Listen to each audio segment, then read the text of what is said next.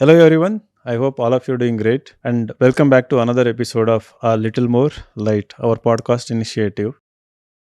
Today, I have a really very interesting personality. He is somebody who used to be a student of Insights IS OGP, basically a civil services aspirant. And then, after giving two attempts, he decided to become an entrepreneur. And today, he is a really successful entrepreneur. Of course, his business is still growing and it is growing really well. So his name is Raj Baiju, and he's maybe on his way to become another billionaire. And he has started a business called as Southloom.com, which basically sells Kerala handloom all over the country. And they have successful online and offline business in Kerala, Trivandrum, and recently they have expanded to Kochi. And I hope they will come to Bangalore as well. So today in this conversation with him, I'm going to explore what made it possible, like how he decided to quit civil services. Because I have seen him, he was really studying well. He was writing very good essays, and he used to be very sincere. In our reading room, he used to study a lot, and he was on my radar. Who was going to be a successful UPSC candidate. Somehow things changed for him, and I'm very happy for him, and I uh, feel so excited. I find these people unique because they have taken some risk, and they have chosen an alternative path beyond civil services preparation. Raj, welcome to the show. Thank you, sir. This is something a little more light. So what we intend to do here is that we would like to throw light on those lives who have made transition into a different. It can be career, it can be business, entrepreneurship, from civil services to other fields. Got it. So you are somebody whom I have been following very regularly on Instagram, and of course you are in my contact list, and Yes. I keep seeing your status. So I was always curious because I had seen you in OGP Yeah. in 2018, Yeah. 17 to 18. 17, 18 Yeah, period. right. You were a constant figure in our reading room, Yeah. and you used to study a lot, and you used to write a lot. Yeah. And then I was thinking you would go on to succeed in the civil services exam. Then I saw suddenly Southloom.com, Yeah. and it's a very interesting name, very good name, Southloom.com. And then I've seen your growth since then, that like even Instagram likes, they also started Yeah, increasing, gradually increasing. Yeah. and showroom, it has become big. So the question is, how did you make that transition, and why did you make it? From civil services to a different Southloom, field. yeah. Yes. So I joined civil services like every other aspirant, thinking that you join the service and serve the country, obviously, and do meaningful things that will obviously impact lives of a lot of people. And when I started my journey, I thought, it's all good. But as it progressed, right, though I've been learning a lot of new things, though I've been getting a lot of new experiences in life, I kind of realized how uncertain the exam was, or this whole ordeal was, right? So I started preparing a little later than the average, maybe when I was 25. So even that I realized only after joining, like, because many of my peers were actually 21, 22, right, out of Correct. college. Maybe they just left their first job and joined. So I joined a little late. So I realized that I do not have much time. So even when I joined, when I started my preparations, I decided, I kind of had in the back of my mind that I should give this for 2 years, because I've been speaking to a lot of other people, and were telling me, you know, this is like a trap that you can, it's like a Correct. maze that you can get in. They say it is a bottomless pit. Bottomless pit. Exactly. Yeah, that's the word. Mm. So you don't want to fall into that. So you should because you are 25, 26, right? You should have a clear agenda. Okay, 2 years, 3 years, whatever you have. Either you go get it, or you go the other way. Mhm. So, but that is more easily said than done. Correct. This you give it a one try, then you're like, next year, okay, maybe if I study a little more, you can do it the next time. That is the bottomless pit. That is what Correct. keeps pulling you back into the pit, I feel. So after a couple of tries, 2 tries I gave after my time at Insights, I decided that, okay, I have to make a decision, like either go the entrepreneurial way or stick to this. So by then, when I was 27, so I really had to start making money. So I thought, okay, let's go the certain more certain way. Even entrepreneurship in business is uncertain, but I feel civil service is a bit more uncertain than that. Okay, so you wrote your exam last in 2019. 2019 or 18, if I 19, I guess. Again, 19, 19, okay. I guess. Yes. So what was the first thing you did, like when you decided finally Hmm. that you are not going to again continue preparation for Okay. civil services? Okay. So what was the first thing you did, and what were those initial thoughts that came into your mind? All right, sir. When I was preparing it insights, we give these weekly tests, Correct. right? So we have this ranking system. So I'm not saying that I was in the top 10 every time, but occasionally, once in a while, not. I was. I felt like I was an above average, student, aspirant. So that actually gave me hope. So this decision to change from this field to something else was very difficult. When I realized that, when I gave my prelims, right, and when I realized that I had not done well, I already I had thought about this, before giving the prelims, right? If prelims and everything, so I had said two options. One, like if I do well in prelims, I'll continue on with the prelims. If not, then I will not sit and study for the next prelim. So I had already had a backup plan. So this business that I do now of clothing business, I already have had a very vague framework in mind about what I would do. So the moment I realized prelims, I just packed my bags and I just left Bangalore. I took the last You went bus to from there. Trivandrum. Yeah, I went back to Trivandrum. Okay, I so how didn't did want to linger on, yeah? stay here. Okay, so Southloom, how did this idea come up? Like, how did you think of this name, and so why did you go specifically with Kerala centric clothing? Sir, I'm from Trivandrum in Kerala. So we have a small village next to Trivandrum called Balaramapuram. Balaramapuram is one of the most iconic places for Kerala handlooms inside the state.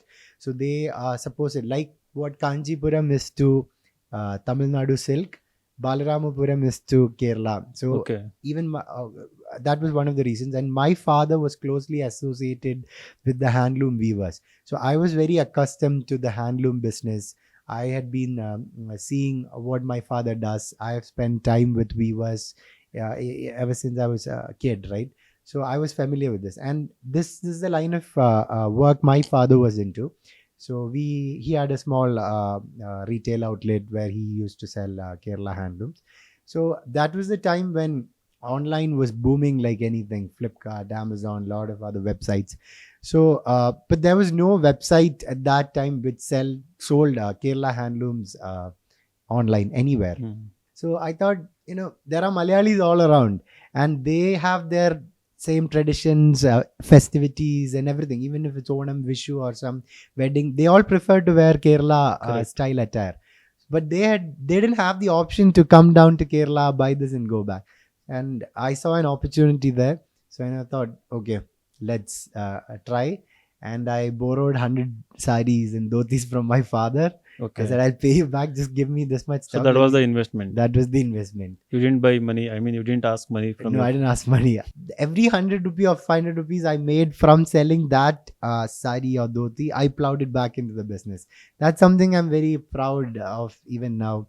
Like, I have never taken money from anywhere. Every profit that I got was plowed back into the business, and we grew organically from there. Very good. You've been into this business, but did you also think about other businesses? Like, what if there was no, handloom business, or some relationship with handloom industry? Sir, if it wasn't for that, I don't know. I've never actually thought. See, like I told you, I'd already started thinking about backup options right towards the end of my preparation, right? So I knew this was the business that I could get help from. Businesses are always tricky. Like if you go into, say, I feel like I can never go start a restaurant because I don't know the ABCDs, right? I don't know, what quality I have to, what people like, what other, how I should fine tune the food. I don't know anything about that business. So, but I see a lot of people starting, random businesses and then shutting store. But I didn't want to be that. So I was very determined. So because I had this backing from my father, I was very confident that, I could, pull it off. Okay. Yeah. So what about journalism? Like you did brief stint. I think 1 year you worked in Yes, sir. Times of India, and you did a brief course in journalism. Yes. So didn't that idea come into your mind, like something to do? Sir, it was actually the other way around. I was after my graduation and all, I had another startup which was called Rush to You, similar to what Dunzo is now, but that was Okay. too early and too before all the technology. This was in like 2012. 12. Yeah, Okay. way before. So how did you learn? I mean, to start that initiative. I mean, coding and other things. So it was not. That's what I was. I was not from a tech background. I did my BBS from Delhi University in finance, so it was all business, but not. I was not familiar with the tech, but I had people, help me around with that. But the idea was really successful. Rush to You. Rush to You. That's And a good name. Thank you. And it worked out really well. Money started coming in, but it was too early for a small town like Trivandrum. Like, Bangalore had gone a lot ahead by then, but Trivandrum was still, a little slow to adapt. So it didn't actually quite pick up. So, So I if, had, if you had started that in Bangalore, yeah, like I always tell my friends, I would be, in Miami now, in the beaches rather than sitting here. Yeah. billionaire by now. Yeah, billionaire, definitely. Hmm.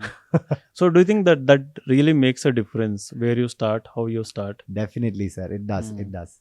Because that's an example I know. Because, when I look at other businesses, right? Swiggy Mm. wasn't there. Zomato was there.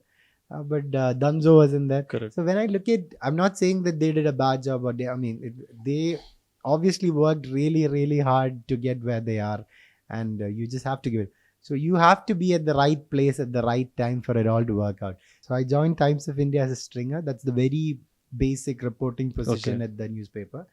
And it was a joy to see your name in the paper every next day. The news that you wrote is coming, and sometimes, not very often, but sometimes a news that you write can actually make an impact. Correct. So this newspaper, relation, or that stint at the paper actually drove me into civil services. Okay. That's when I met some people. That's when I met senior civil services officers, and I thought, okay, they're doing a really nice job. That's when I started interacting with people who are actually preparing. And when I had discussions with them, right? But Yeah. when you go talk to other people, that's when you realize, okay, they are quoting books, they are quoting authors, they're quoting philosophers. So I wanted to talk like that. I wanted to throw in codes Yeah. and names. So that's when I thought, okay, maybe seeing all those officers, what they do, plus how much knowledge potentially you can gain. I thought, okay, let's try a hand at that. That's how I actually started. So Mhm. newspaper actually drove me into Mainly like you were curious about things, like wanted to learn more. Yes, sir. Yes, correct. Okay. So now how is that helping you? Both the writing skill and are you able to use writing skill as well as you have learned about so many subjects as part of civil services preparation? Is it helping you in business? Oh, a lot. Because see, the way you look at things is completely changes. Up until 2016, 17, the way I saw the world, and Yeah. now when I see the world after that 2 years, it's completely different. I always tell my wife, okay, every once in a while this civil service topic comes up, it's so intricate part of my, it's there somewhere down in the heart that it keeps coming up once in a while. I keep telling my wife, you should actually go study civil services for 1 year. Then you'll realize what I'm saying and what Yeah, it is, right? So we are starting admission soon. Maybe I'll get you an admission. So let's talk some business here. Like when you started this business, Yes. right? Did you have any fear in your mind, like how will it, bloom? As every entrepreneur, I too had my fears. Because I got that initial stock, then I organized everything, Then I hired a person to help me. So we were both taking photos and uploading it into a professional website. So I modeled my business looking at bigger businesses. So there were Facebook pages that randomly post some pictures on the floor, then they sell it. So I didn't want that. I wanted my page to look professional. When a customer came to the Southloom website, I wanted it to look good, as if we are doing something nice, right? I wanted it to look like that. So obviously I had my fair. So I invested a lot of time. So maybe around 1.5 months of preparation for the initial launch of the website. And then when we started off, no orders. Okay. 1 week went by, 2 weeks went by, no orders. Then I was like started getting a little apprehensive, right? Then third week, I still remember how I got our first order. I was in Kochi and I was at a friend's place. There was a party. After that, I went to sleep. And next day morning, I was checking my email and I saw a very strange email that I haven't seen till that date. It's like order number 1. Yeah. So the first order was it was a Karnataka person too. I think that name. The joy that I felt, the excitement that I got, that was the driving factor, sir. So then when I got that first order, I realized it is possible. So if you work harder, if you put in more hours, if you learn more things and change the way you think, that try new things, I was so confident that it'll work out. So then you started offline business also, right? Offline, yeah. That was after 2 years of online, we started gaining traction online, and we were number 1 in searches. Like if you go search Kerala handlooms online, first result organically was Southloom. So all that was happening. Then we were top seller in the category in Amazon, in Flipkart, on Amazon also. Amazon, Very Flipkart, good. yeah, all that. So online was there. So but I was not able to capture premium customers. Premium as in customers who spend more money, say for weddings, right? So they wanted a place to come, sit, see, feel the product. They wanted an experience. So I thought, okay, a store is needed. So by then I got married. My wife too joined the business. Okay. So you started before marriage? Yeah, before marriage only I started, and she too joined in, and we So once you got married, it again. Yeah, it picked up. The people always tell me, "Oh, you got the correct wife, man, right partner." Wife is lucky. That is what they say. Yeah. In fact, I am lucky. I feel. Yeah. So now, what is your plan? Like you have started this business. It is doing well. Of course, you will have dreams and more expectations. Like, do you want to be a billionaire, or like? So what is there in your mind? So that's a very good question that I keep asking myself every time, right? Business, into business, so businessmen need to make money. So I always ask myself the question, how much money do you need? So that, like we discussed earlier, is also an endless pit, right? You can, how much ever money you have, it doesn't matter. Human history shows that. That's how I've kind of set a bar for myself, how much money I need. So what I tell myself and what I tell my wife is, I should have enough money to wake up one day, decide, say, I want to go anywhere in the world, just pack my bag up and leave. Go stay there for 15 days, 20 days, come back. I should have enough money to do that. I should have enough time to do that. So that's where I aspire to take my business. So the moment I have that, that's where I think I've put the bar. If you keep working, if you add more stores, if you add more people, I feel that it can grow. If you work hard, potential is there for growth, but then you'll need to spend more time, more effort. So a lot of that. So there should be a balance. Yeah, I have experienced it. So even I came to this philosophy. It's a wonderful philosophy. I mean, to be contented, to set a bar where we need to, stop. True. I mean, stop in the sense, going after money, chasing money. True. And before you know it, somebody tells me, and I've read, like, life is a short story. You should, enjoy it when it lasts. So I don't want to wake up when I'm 60 years old, 2 Ferraris, 3 Lamborghinis, but no time. Correct. Again, when we have time with us right now, I think it's better to invest in people around us. I think the relationships and. So good. I mean, where did you get this clarity? Sir, it was after a long and thought process. It actually took a lot of thought, because my father always used to tell me this, you will never stop wanting, you'll never wake up one day and say, okay, this is it. I have all the money in the world, I have all the cars in the world, I have the best house. You will never get there, because there are people thinking about going and living in Mars right now. They're signing up Correct. for that, right? So it never stops. So you need to put a stop. I mean, my father has told me this. There's no stop. So you need to decide when you should stop.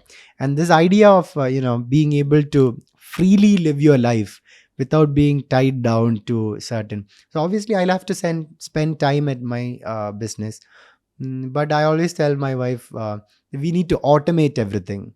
Like, even if we are not there, it should survive there on autopilot for 20 days, 30 days. Correct. So that autopilot system is what we need to fine tune. If we get that system in place, we can maybe replicate it in a couple of places. Nowadays, we're attracting celebrities, I think, to your shop. So I've seen some photos. Yeah. So how did that happen? How did that word started spreading? Sir, actually, all the celebrities, they all randomly walked in. So Okay, the out of first curiosity. yes, sir, yeah. It's the first major celebrity that walked in was Health Minister of Kerala. Oh, Yeah, wow, famous health yeah, minister. Veena George, the new Okay. Yeah. Health Mhm. Minister. So one day it was Onam season, Mhm. and it was a very big rush at the shop, right? And then suddenly a policeman walks in, somebody in uniform. So we all got very scared. Okay, why is the police? It's like peak Onam season. This is the best day of the season, of the whole year, best sales. So I don't want some trouble disturbing, the customer. So I started panicking. So I went to the officer and I asked, sir, why are you here? He's like, the minister's here. They're like, what? Why is the minister here? So the minister wants to buy a sari. So like, we were all so excited. And then she walks in and, all the customers started getting excited. So that is a very good moment. So that is our first experience with a well-known person visiting the store. One incident where you might know Yusuf Ali, right? Yeah. What? Lulu. Yeah. Acha. Oh. Yeah. So his wife. Okay. So one day it was a very dull day at the store. Not much business happening. We were also worried. And then a guy in like a safari suit, like very built, tall guy. He came in the door. He opened the door. Then a guy in a suit, he came in and he was like doing this, inviting somebody. And she walks in and she comes in and she starts. It's not like Yusuf Ali's wife doesn't have clothing stores to shop in, right? She owns the entire retail business, right? Like in Kochi, Trivandrum. So that was a big honor. So these are little So things. she bought all that. She gave us a special order. Oh, We executed nice. that. So did you ask her, like, why did she decide to just walk in? I didn't want to upset her. So we didn't ask her. We were like, all okay. We were so honored that you came, all that. We didn't ask her many questions. That's also very something we learned from the moment she left. We were all left aghast at how humble she was. Like, she's like a normal churidar. She's smiling, like behaving like a normal. She's a billionaire's wife, right? Still behaving very normally. So that was also a lesson. You learn lessons, right? Very nice. So how was the interaction with her? But she was very subtle, smiling, okay, quietly asking what is what. Okay. It's like, good luck. Wish does luck in life. Nice. So did you travel across Kerala to grow your business, to make it more popular? Yes, sir. We have traveled a lot. More than promoting the business, the reason why we travel is to assimilate weavers across Kerala. Kerala's weaver community is split from district to district. I believe it's like that in every Indian state. So each village focuses on one specific kind of style. So their weaving technique is different. So that makes their designs different, and even quality is different. So because we are in the handloom platform, and because we are, so I felt that we need to have everything under the umbrella. Variety, diversity. So that is where customers will get attracted. So you go to Southloom, you'll get this, that. You don't have to travel to different locations. Can I share something from there? Yes. Like, handloom industry is something that is doing really bad in India right now. And that was going to be my next question actually. Okay. Yeah, share your experience. So it is very bad right now, because up until even when I go to Tamil Nadu, or even when I'm in Kerala, where I meet all these weavers, up until now, right, sir, things were not working in the weavers' terms. It was all commanded and run and dictated by businesses. So if a big business store, okay, the weaver had only one opportunity to weave and take it to the seller, and the shop guy decides how much he's going to Mm. pay the weaver, and he pays that and he sells the stuff for a profit. That is how it used to work up until now. But now after COVID, it's changing. COVID has actually worked well for some weavers at least, because the number of weavers obviously was dwindling down, and Mm. COVID kind of was a catalyst for the number to dwindle even more. Now what happens is there are only 1/10 of the number of weavers exist now, what used to exist before COVID. So at Southloom, what we do is we ask the weaver, like, say, you need to weave a particular wedding sari or a dhoti, right? Okay, this so and so design should come on the dhoti. So I ask the weaver, how much do you need? Okay, it's my job to sell it to a customer, make a profit, pay taxes. That's my job. You first tell me what is your wage, how much do you want? So that is actually something Southloom pioneered. No other business was asking the weavers that. That is actually how we started getting weavers to Mm. You weave for started gaining Southloom. their trust Yeah, also. their trust also, and they were interested in weaving for Southloom because they knew, okay, if I give for Southloom, we decide the price. So that, I believe, is the only way handloom will sustain. Mm. Weavers need to get what they are. Even new generation of weavers are not coming in because one thing, then they're not remunerated well, so there's no motivation for a weaver's son to become a weaver. Mm. So that motivation will be generated only if we remunerate them well. Give them money, they'll be whatever you want. So that is the only way forward when it So comes to. this awareness, may I conclude that it came from civil service preparation, Yeah, we can actually say that. because everyone will not be like that. No, like True. very few people think about, maybe in your case weavers, in our case maybe students. True. If businesses sustain, like you said, everybody, it should be a win-win for everyone. One guy, if it's not a win-win for everyone, it won't sustain for long. So what we were seeking for was a sustainable model that'll last for years to Correct. come. It should be, it should be time tested. It should last for years to come, right? Okay, so you had some kind of backing in a way that maybe small retail shop of your father's. So many aspirants do not have that luxury, and those who want to quit are those who complete their attempts. So how should they look at life? Everybody, I believe, has a talent, right? Mm. So, like, somebody can sing, somebody can paint, somebody can study well. Correct. Somebody can do good business, like excels in entrepreneurship. So, like how somebody sings well and some other person doesn't sing well, entrepreneurship, I believe, is also like that. It's in India, right? What happens, like, okay, you don't get a job, you start a small store somewhere in the junction, provision store. So that is not how it should be, because business is also like singing, it's also like painting. You should have that acumen in you to run a business. Not everybody can run a business. Even if somebody's soft spoken or outward, that doesn't certify him to be a good entrepreneur or a businessman. It's a talent. So I'm not saying that everybody who does not take the civil service path should go towards entrepreneur. But if you believe that you can do it, you get that feeling. If somebody's a good singer, they sit there somewhere and they sing and they feel, oh, I can sing well. That feeling should come from inside, that you are good at business. You will get that realization. So if you get that realization, obviously you should go for it. And from my experience, hard work. Now, I don't prioritize sleeping. I don't prioritize my meals. I can only stay peaceful if I've done my job for that day. I come home and I sit in the computer. I always tell my wife, like, up until the moment I finish what I had to do, right, I cannot sleep. So that kind of dedication should also be there. Not just for business, for any role. Like, civil service will alter your preparation, will alter the way your perspective, the way you see things, but you can always go back, and it's not like you failed. Okay, everybody knows, like, my wife, when we were coming, she asked me, you didn't pass the exam, so why is he inviting you to a civil service? So I was saying that 99, I don't know the percentage as it is, but 0.04% is 04, success rate. 99 point something percent people don't clear. Correct. So probably he's inviting me to speak for the majority of the majority, right? 99%. Correct. It's not like you failed at something. You shouldn't feel that failure. Obviously, as humans, we will feel it. Like, okay, you invested 2-3 years in something, you obviously will feel that, okay, oh my God, I'm a failure. But you are not.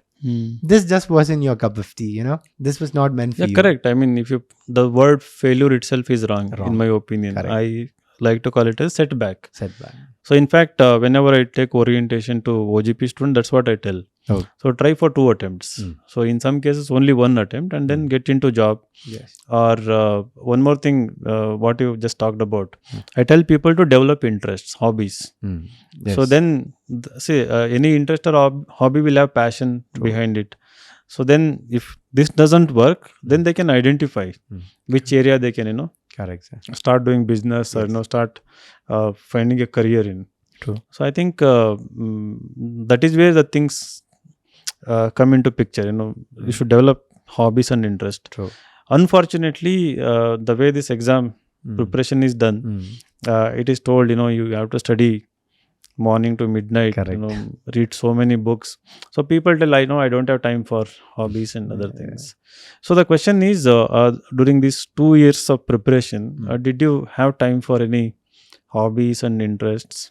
Sir, I used to watch. Obviously, you'll have to invest a lot of time in go. I didn't actually travel to places or go explore things.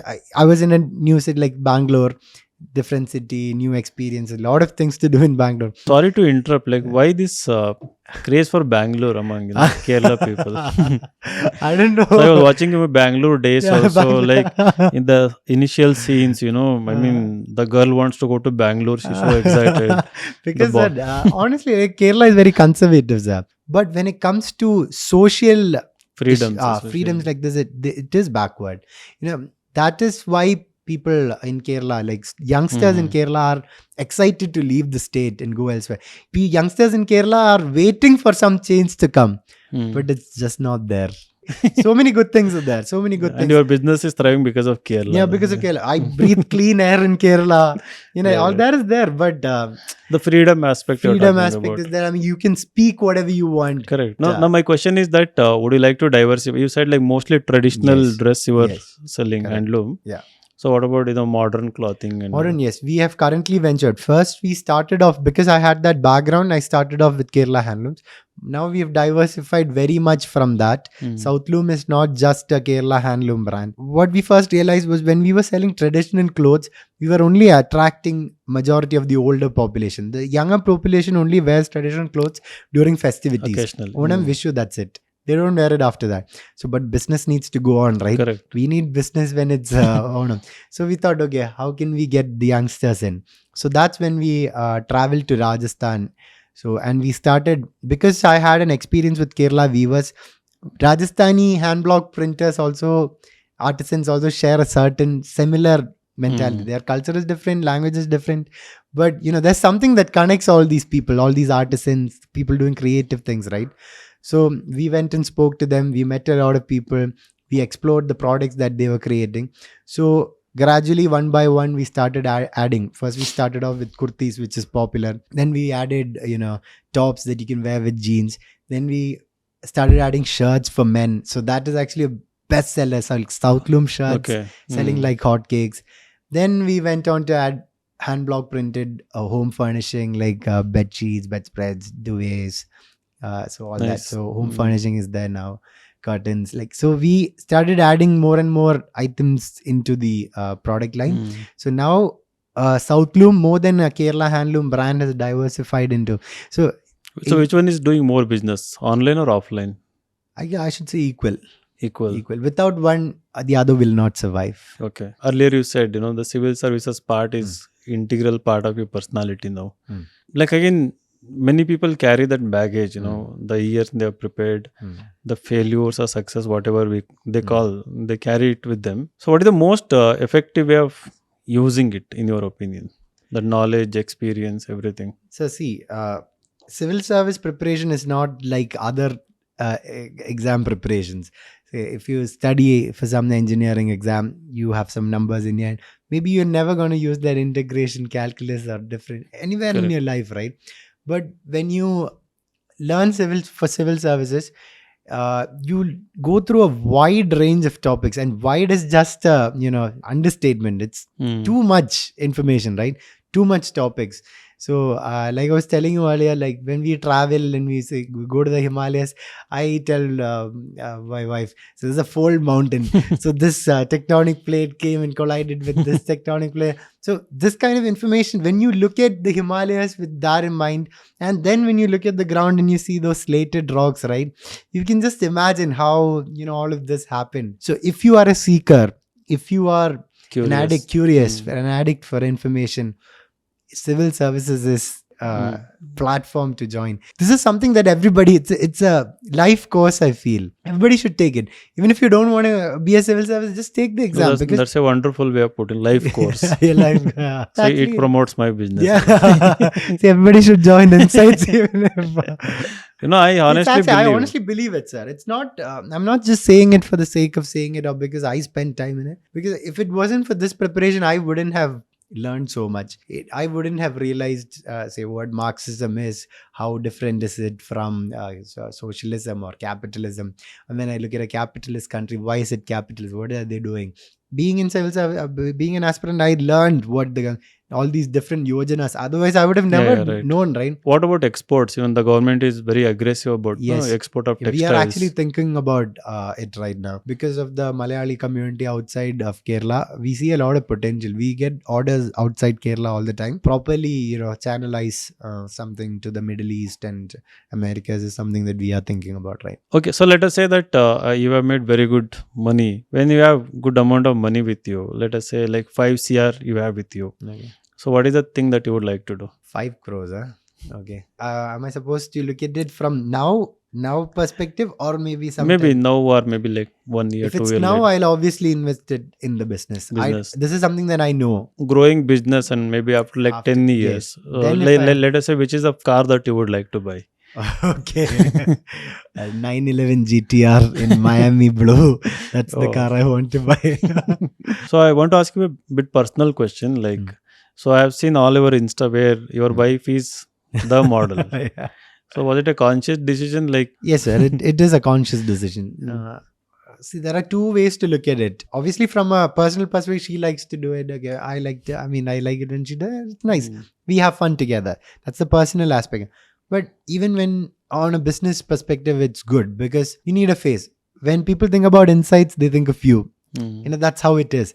So small businesses, we are a small business, we are doing. So the only way we can, even Kalyan, Jayalakshmi, all those big Nalli, the only way Southloom can compete with a big brand is by creating a personal rapport with the customer. So when a customer goes through our Instagram, okay, they see, okay, that's this girl, like I know that girl, like she's our neighborhood girl, and that guy, I know him. Then when they come to the store and they see us, right, it instantly creates a rapport, sir. It's just so solid that we've started feeling it. So customers they look at us like a brother or a son or daughter, like that. So that is the only way we can compete with big businesses. So if we create that, the idea is really good. I didn't think from this perspective. It is like that. So they'll think some, you and your wife as somebody part of their extended family neighborhood or something. And even I tell one of my customers, we are a small business run by me and my wife. We are working day in and day out. We are struggling really hard. And we take all these loans to, build them. All that, when I give them pitch those stories, right? I'm not lying. It's actually true. It's actually what we do. So back in the days, people never used to expose all this. We were all backward. Like, if I tell somebody that I took a loan to do it, it's not nice, right? It was not considered nice. But now people have started appreciating it. They're like, okay, those kids are putting in a lot of effort. So we'll rather buy from them. There are people. So obviously, that's a way of building customer base. And you should be able to enjoy it as well. If you don't enjoy it, then none of that makes sense. No, if you want to make really big, why are you not looking at investment, big investment from big investors? So that's again the other question. So then I'll be answerable to a lot of people. I'll have to give my figures. I'll be stressed out to make profits. You'll have less freedom. Yeah, less freedom and too much stress, I feel. So I've consciously made the decision to not take. I've got offers of investors. I've got people constantly asking me, do you want to, can I take a franchisee in Kochi? Can I take some in Kozhikode, Bangalore? All that people ask. I say no, because I want Southloom to be personal. I don't know how, if it's in time will tell if that was a good decision or not. I think we can work it outside, like I told you earlier. No, that's a very good decision in my opinion. I think some of the biggest brands are those, where people relate with them. They go by default, and they have this, loyalty. And Right, we right. live in a time where Instagram and say Facebook and all that is thriving. So why not use that platform for business? And as a small business, this is how we can use that platform, to tell a story. Correct. People should be able to associate Southloom to a story. Okay, he started in Trivandrum, then the wife came in, they both did that. So they'll be happy for us. So that story should be there. Businesses with story are KFC. We look at KFC, right? No, I read somewhere, I think Steve Jobs, I think he said the same thing. Stories will sell, not Okay, the I didn't products know or that. something. Right? Okay. A story behind a product Oh, yes. or a business. It's actually true. So good. So it was really great, to have this conversation. I really enjoyed this So conversation. did I, sir. Thank you for And inviting. it always gives me, excitement and so much happiness when our student or anyone who was part of civil services preparation makes this kind of transition, because I see some people not living up to their potential. So they will have hobbies, so they will have huge potential, but then again they don't take risk, or they kind of settle within the comfort zone. I don't know, some fear, maybe that is why I asked you that question. Did you have fear? Again, another fear of failure maybe in life. So I believe they should take little risk and identify their interest the way you did. And I hope Southloom really goes on to become a very good, very big brand, and the most trustworthy brand in entire, not only in India, in Middle East and wherever, Thank you. people are interested in buying quality handloom. So wish you all the best, you and your wife. Right. Thank you. And again, thank you for taking part in this podcast. It was my pleasure, sir, because like you said, like I always look up to you as well. I see how you have grown. Journey of insights.